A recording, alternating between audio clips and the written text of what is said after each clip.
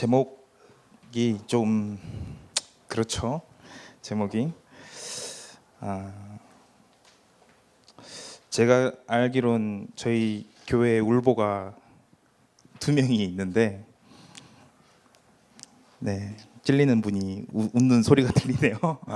한 사람은 제가 아는 남자 중에 가장 울보는 배장현 목사님이 아닌가, 그리고 여자 중에 가장 울보는 조희은이 아닌가라는 생각.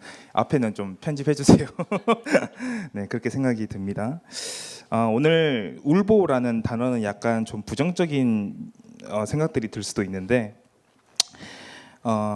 제가 오늘 울보라고 표현한 것은 바보와 같은 의미라고 생각하시면 됩니다.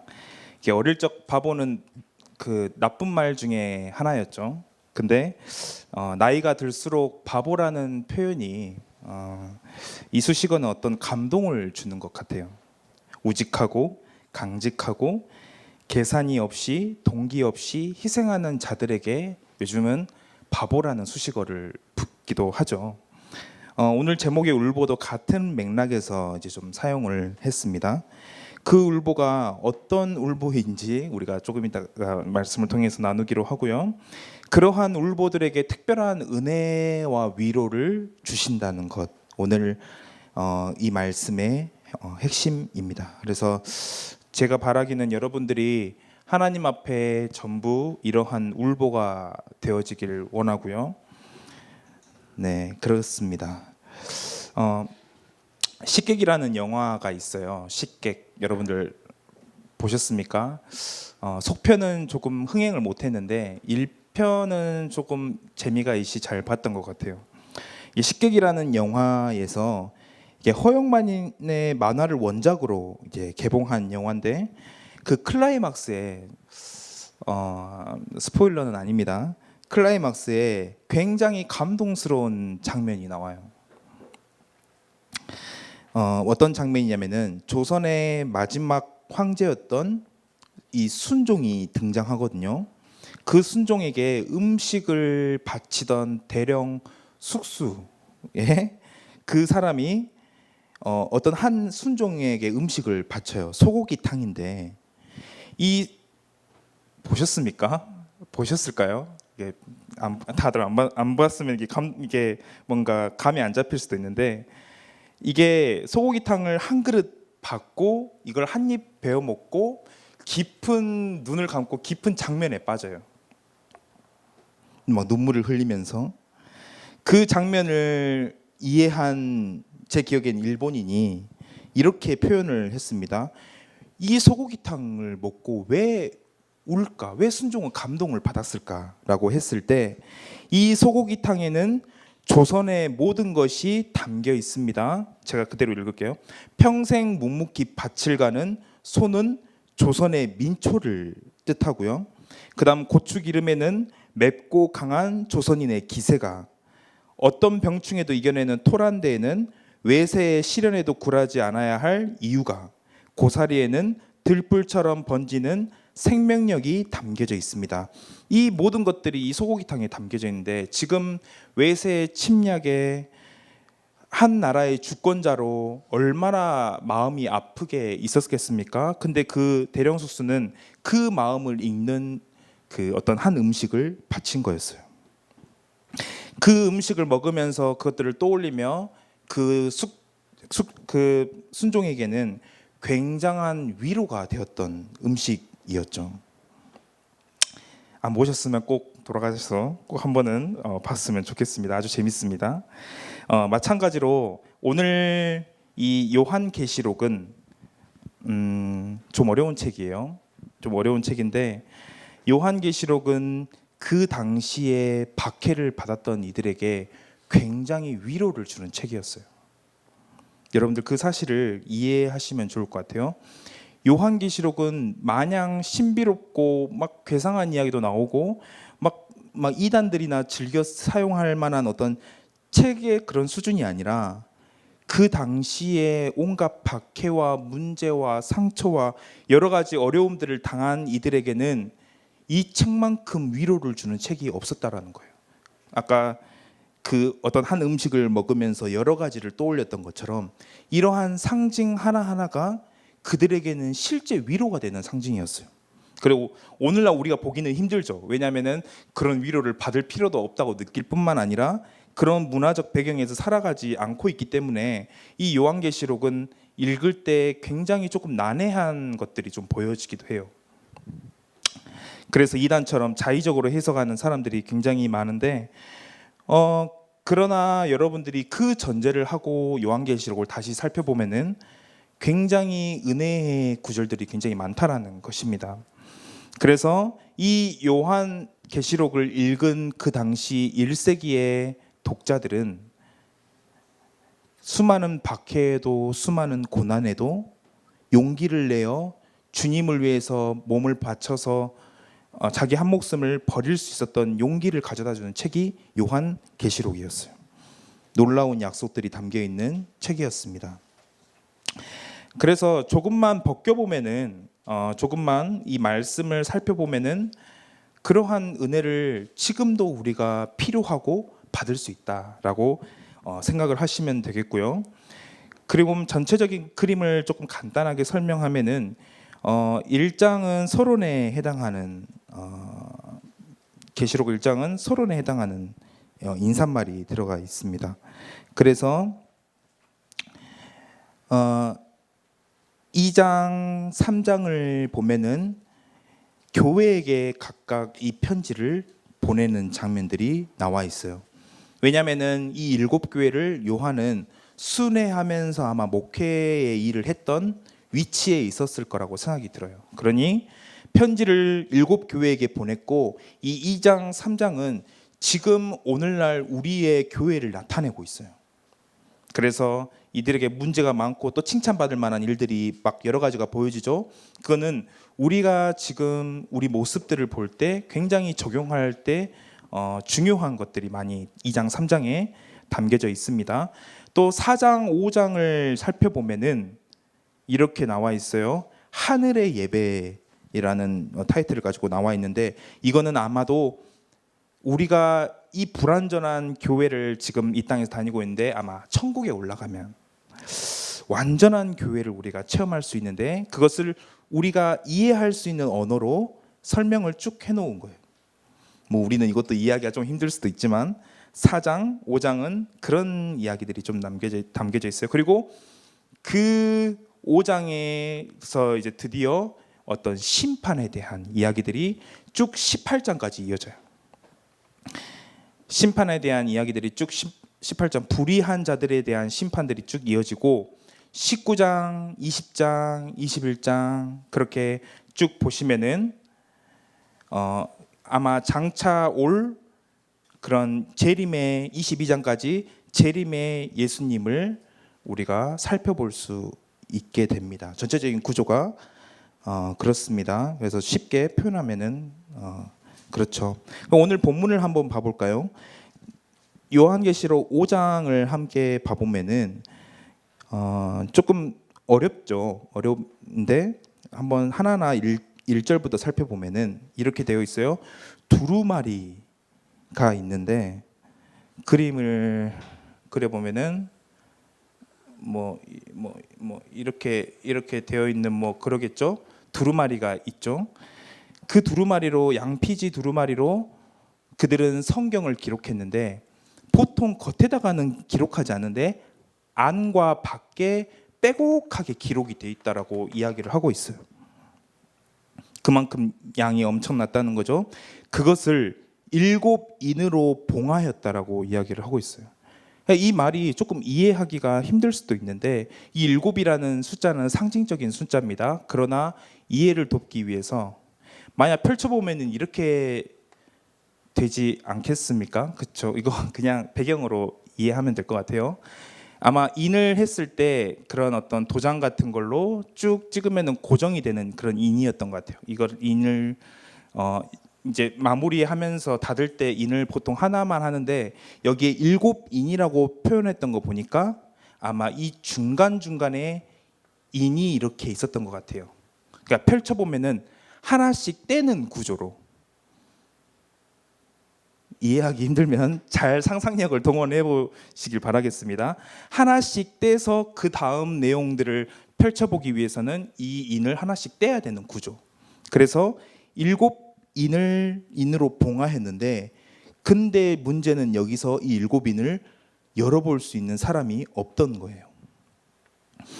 그래서 쭉 보시면은 이 2절에 보시면은 그 두루마리를 펴서 그 인을 떼기에 합당한 자가 누구냐? 능력과, 그냥 능력이 아니죠, 자격이 누구냐라고 얘기를 하고, 3절에 보면은 그런 자가 하나도 없는 것을 보게 되죠.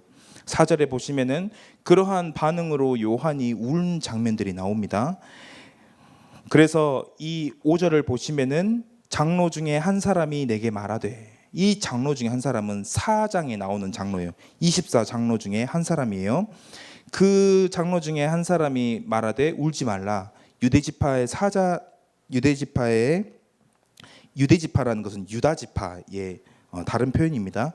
유다지파의 사자 다윗의 뿌리가 이겼으니, 예수님을 뜻하죠. 이 두루마리와 이 7인을 떼시리라 하더라라고 되어 있어요.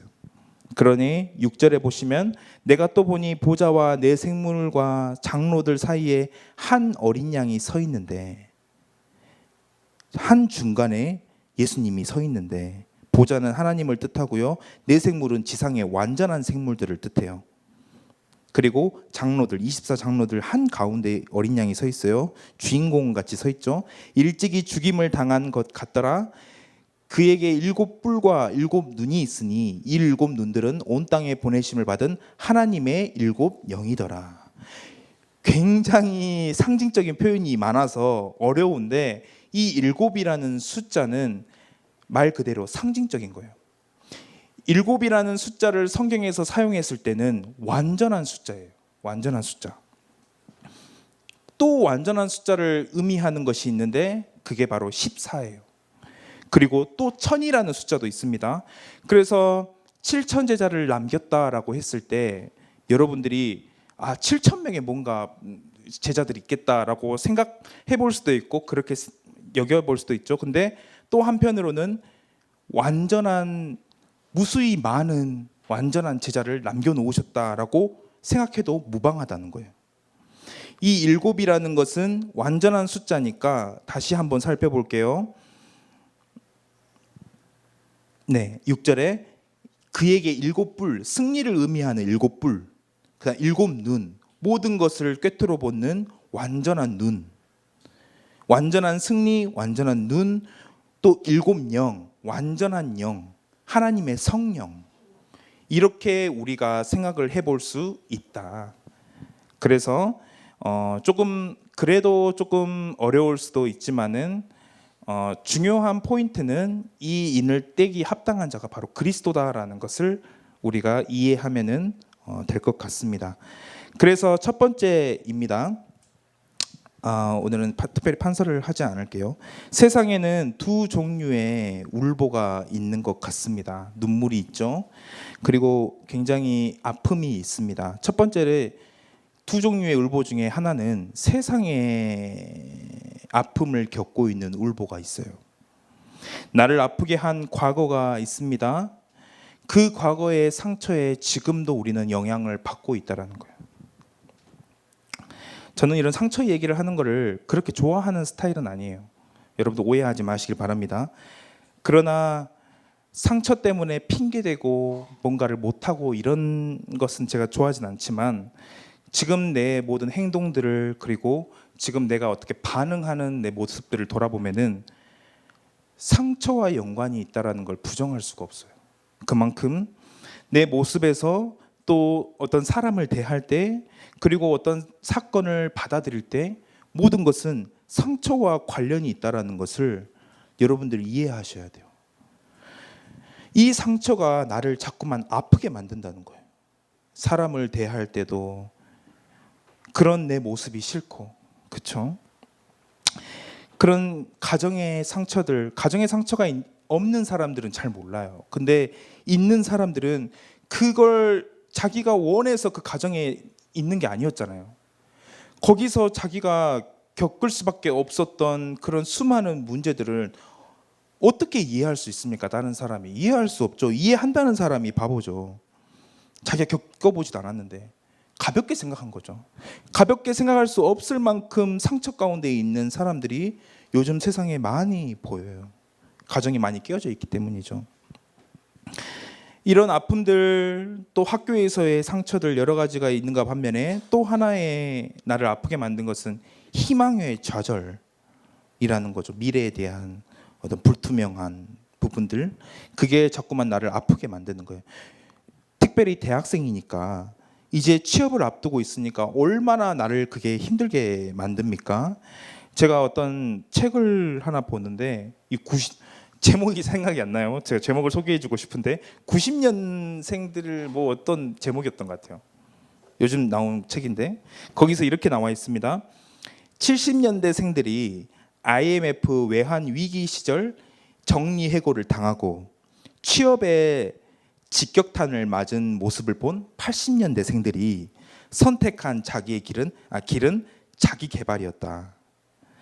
자기를 충분히 준비할 수 있으면은 또 경쟁력을 높이면 어느 정도 성공할 수 있을 거라는 막연한 확신을 갖게 하는 거였어요. 그래서 그때 당시 키워드는 자기 개발이었어요. 자기만 개발하면 다 끝나는 거였어요.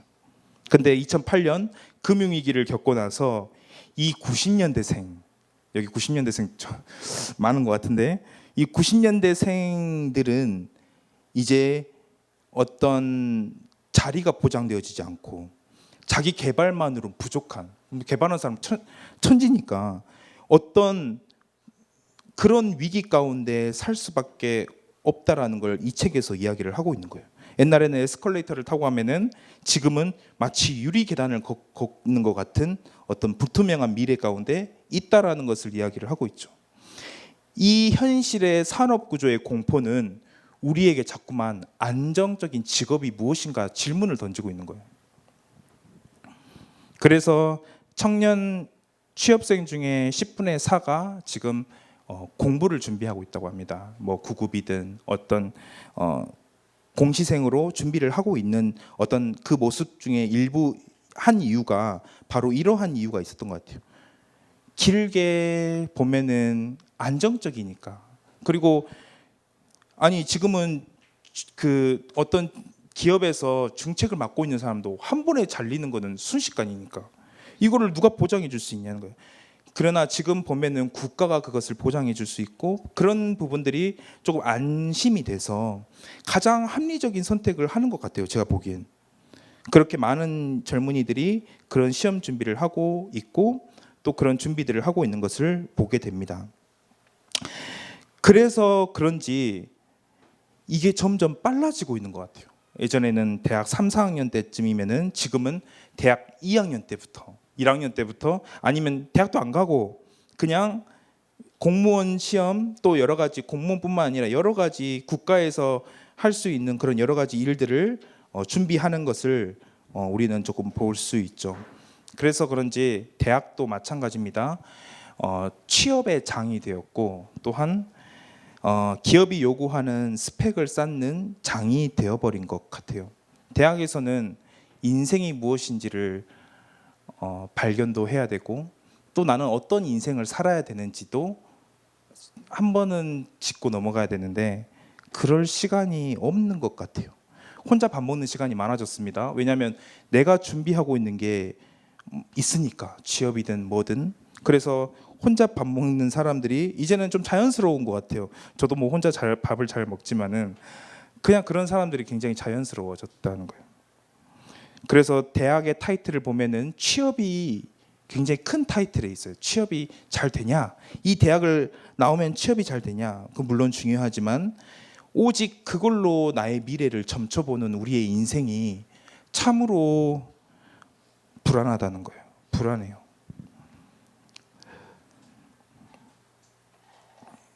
우리는 이러한 불투명하고 불안정한 미래 가운데 있는데 이게 마음이 아프다는 거예요. 꼭 눈에서 뭔가 액체가 나와야 마음이 아픈 게 아니라 그냥 마음이 저미고 불안하고 이걸 뭔가 좀 해소가 되었으면 좋겠고 불투명한 미래 가운데 이게 뭔가 좀 확실했으면 좋겠는데 그렇지 않으니까 자꾸 그런 세상이 보기에 합리적인 선택들을 해 나간다는 거예요. 제가 공무원 시험을 욕하는 거 아닌 거 아시죠? 공무원도 소명이에요. 소명이 이씨 선택을 하는 것은 아주 중요해요. 그러나 만약 그러한 것들이 이유가 된다라면은 한 번쯤 돌아봐야 된다는 것이죠. 누가복음 7장 한번 펼쳐 보시겠어요? 누가복음 7장을 보시면은 이러한 세상적인 눈물, 아픔, 예수님이 이렇게 그냥 넘어가시지 않습니다. 분명한 건 이러한 세상적인 아픔에도 예수님의 위로가 있다라는 거예요. 누가복음 7장 11절 보시면은 과부의 아들이 나오는데 이 과부가 너무 짠해요. 왜냐면은 남편을 잃어버렸던 거예요. 그 당시에 남편을 잃은 과부는 사회적으로 매장이에요. 그러니까 얼마나 슬픕니까? 그래서 이 자식 하나 조금 잘 키워보고자 열심히 노력했고 아마 청년이라고 표현하는 거 보니까 아마 많이 자란 것 같아요. 근데 그 청년도 죽게 되어버렸어요. 이 얼마나 위로가 필요한 상황입니까? 아주 최악의 상황이죠. 이 과부만큼 힘든 사람이 오늘날 누가 있습니까? 진짜 소망이 다 깨어져 버린 거예요. 이 아들만 믿고 살았는데 그도 하나님이 어떻게 죽게 되었던 것이죠. 근데 오늘 이 과부에게 주시는 하나님의 음성이 13절에 나오죠. 울지 말라. 울지 말라. 하나님이 우리의 상처, 누가복음 보면은 가난한 사람, 한센병, 혈루증 걸린 여인, 여러 사람에게 나타나시고 그들의 눈물을 닦아주는 장면들이 너무 많이 나와요. 그래서 우리의 아픔들이 있을 수 있습니다. 그러나 예수님은 그 상처를 모두 안고 해결하시는 하나님이에요. 그래서 그들에게 말하기를 울지 말라라고 이야기를 하고 있어요. 울지 말아라. 이 얼마나 위로의 말씀입니까? 오늘날 이 울지 말라라는 단어가 어울릴 만한 혹시 여기에 사람들이 있습니까? 이 단어를 붙잡으시면 좋을 것 같아요. 이 세상의 눈물도 예수님이 닦아주는데 그러나 세상의 눈물, 세상의 어려움, 이 모든 것은 성경에는 위로도 주고 있지만 사실은 징계와 교훈이 더 많아요. 너가 지금 굉장히 잘못된 길을 가고 있어. 그 잘못된 길을 어르고 달래서 잘 가고 있어 이렇게 하진 않을 거 아니에요. 빨리 돌이켜야 되기 때문에 강한 어조로 교훈하고 하는 이야기들이 성경에 많이 나오는데 특별히 하나님의 일을 하며 하나님 때문에 우는 사람에게는 성경은 단 한 번도 질책하거나 징계하지 않아요. 오직 위로만 있어요. 오늘 제가 그 말씀을 간단하게 드리려고 합니다. 세상의 울보가 되지 말고 저는 여러분들에게 하나님의 울보가 되었으면 좋겠다. 하나님의 눈물이 있는 곳에 내가 마음껏 울 수 있는 사람이 사실은 가장 필요한 시대예요. 이 하나님의 울보는 특징이 있습니다.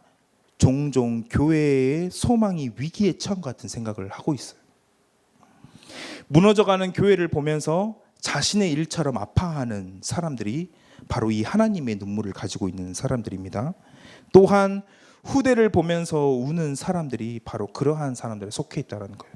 여러분들은 어떻습니까? 누가복음 23장 28절에 보면은 예수님이 말하고 있죠. 나를 위해 울 필요 없어. 네 자녀를 위해서 울어.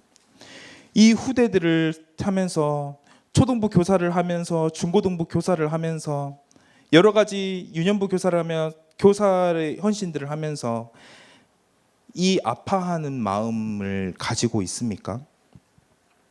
저는 물어보고 싶어요.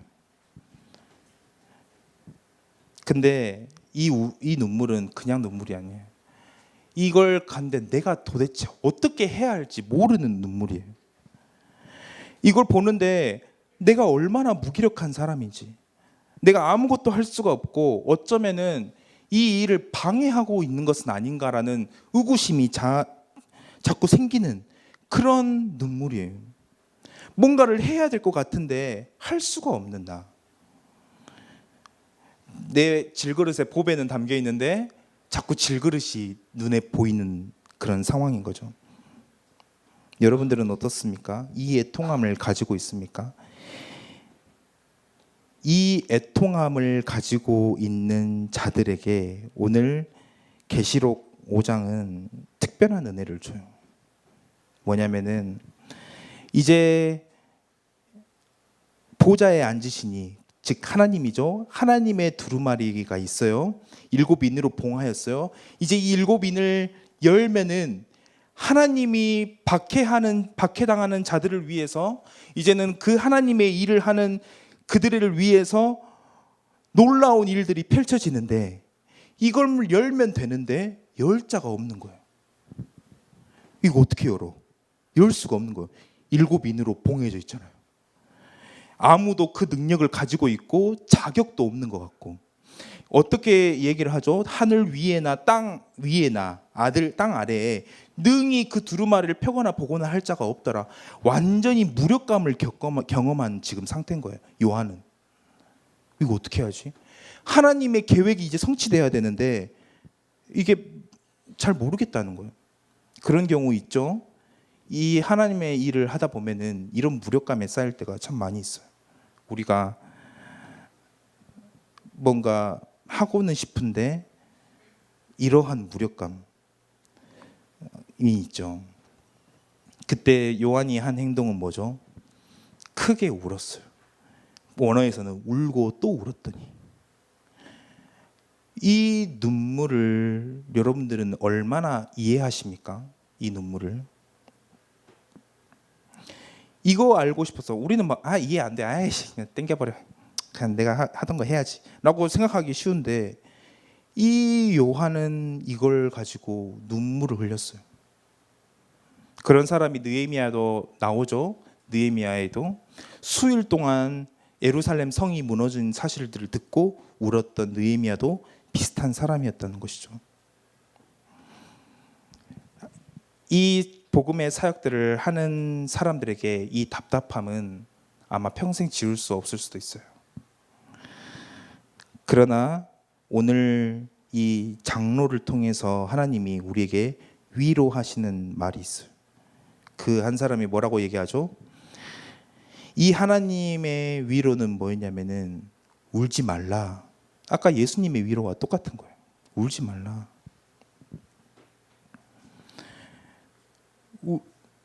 그 무력감에 쌓여서 하나님의 일을 하고 싶은데 나의 부족한 능력들이 보이고 나의 어려움들이 보이고 자꾸 그 속으로 빠져가고, 그런 사람들에게 오늘 위로의 말씀은 울지 말라. 왜 울지 말아야 됩니까? 유다 지파의 사자 다윗의 뿌리가 이겼다. 예수님께서 이겼다. 다 끝냈다. 그러니까 울지 마. 울 필요가 없어 라고 이야기를 하면서요, 그분이 7인을 친히 떼시리라라고 이야기를 하고 있어요. 그 말씀을 성취하는 것은 바로 그분의 몫이기 때문이야. 우리가 아무리 고민해도 성령 하나님이 역사하셔야 되는 일을 고민하면 사실 답이 없죠. 저도 종종 그 고민에 빠지기도 하는데, 그 사실들을 다시 상기시켜주고 있는 거예요. 그런데 이 예수님은 누굽니까? 6절에 보면은 그 예수님, 그 다윗의 뿌리는 그냥 지나간 어떤 한 승리자가 아니야. 한 어린 양이 서 있는데, 아니 여기 저기 웃긴 구절 아니에요? 되게 멋있는 모습을 표현해야 되는데 어린 양이라고 표현하고 있어요. 그 말은 뭡니까? 너 때문에 죽은 그분이야. 너의 인생을 다 해결한 그분이 그 인을 뗄 거야. 한 어린 양이 서 있어. 근데 그는 일찍이 죽임을 당한 것 같더라. 누구 때문에요? 나 때문에. 너가 생각할 그 고민 때문에, 너가 생각하고 답답해야 될 그 모든 것 때문에 죽임을 당할 그 어린 양이 서 있어. 근데 그분은 놀라워. 완벽한 승리를 가지고, 완벽한 눈을 가지고, 완벽한 성령 하나님을 보내신 그분이야. 그러니까 너는 울지 않아도 돼 라고 이야기를 하고 있습니다. 여러분들 무엇 때문에 고민하십니까? 저는 그 고민 하지 말라는 이야기는 아니에요. 그러나 우리가 오늘 이 음성을 우리가 듣는다면, 이 장로 중에 한 사람이 요한에게 했던 이 음성, 그것을 듣는다면은 우리가 참 힘을 얻을 수 있지 않을까라고 생각이 듭니다. 마지막으로 고린도전서 15장을 함께 살펴보고 마치겠습니다. 고린도전서 15장입니다.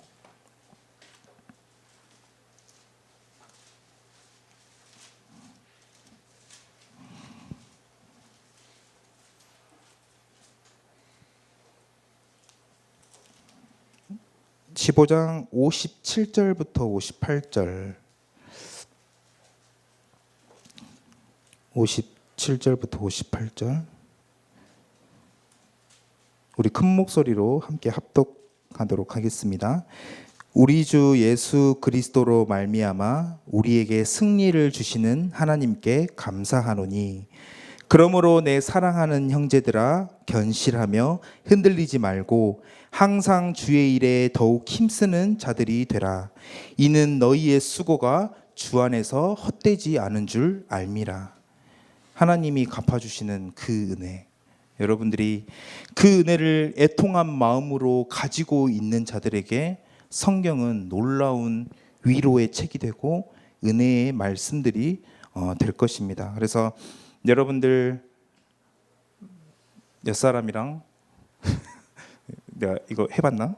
옆 사람이랑 자, 울보가 됩시다. 한번 인사했으면 좋겠어요. 울보가 됩시다. 자, 위로를 받읍시다. 네.